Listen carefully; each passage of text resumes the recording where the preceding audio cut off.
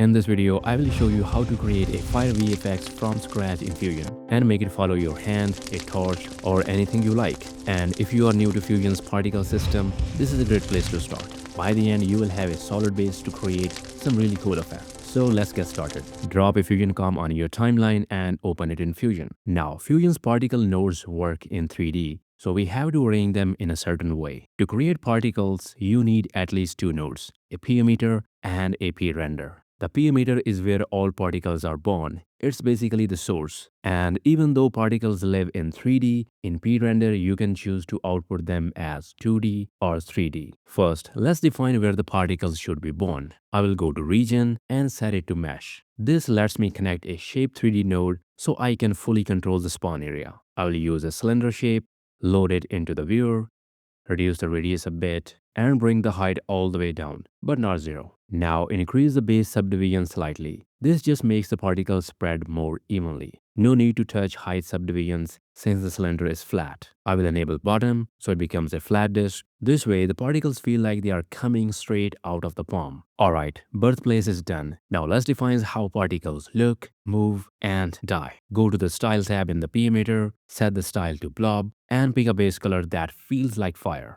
Since we are making fire, I will increase the red variance a bit and leave the rest. So each particle has a slightly different red, makes the fire feel more alive. The default size is fine for now. There is a lot you can tweak here, but for now, let's keep things simple. I will adjust size over life, so the particles start small, grow in the middle, and then shrink before they die. This adds a nice natural feel. Also, I don't want them to just pop in and out, so I'll add a bit of fade in and fade out. Right now, they are just sitting there. So let's define their birth and movement. Go to Controls tab, set the number. This is how many particles are created each frame. And lifespan, I will set it to around 40 frames. We can always tweak this later. Now for the movement. Velocity controls how fast the particles move. Since fire goes upward, I will set the angle to 90. Now you can see they are starting to move a bit, but it still feels very basic. This is where the force nodes come in. Add a P-flock after the P emitter. Force nodes give you motion that's almost impossible to keyframe manually.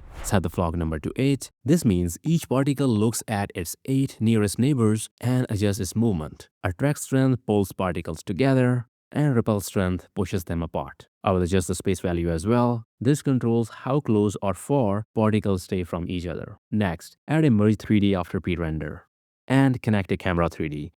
Since we are working in 3D, the camera lets you view the scene from an angle.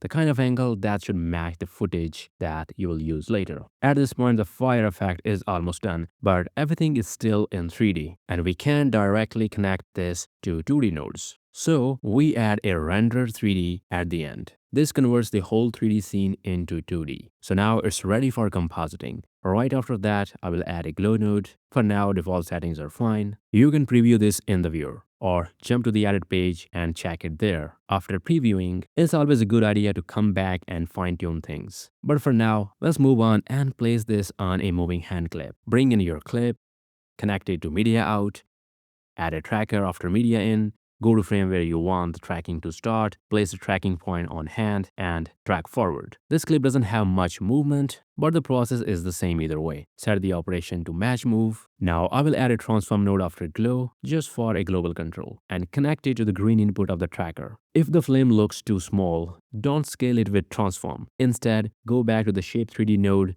increase the radius if you want it to cover more of the palm, or increase lifespan if you want taller flames. Higher velocity also makes the flames go higher. Now I want the fire to start a bit later, so it appears when the fist opens. Rendered 3D has global in and out controls, so I will set the in point around frame 20. One quick note, the fire you see on stock websites is usually real footage, shot with high-end cameras, not particles. But honestly, this looks pretty good.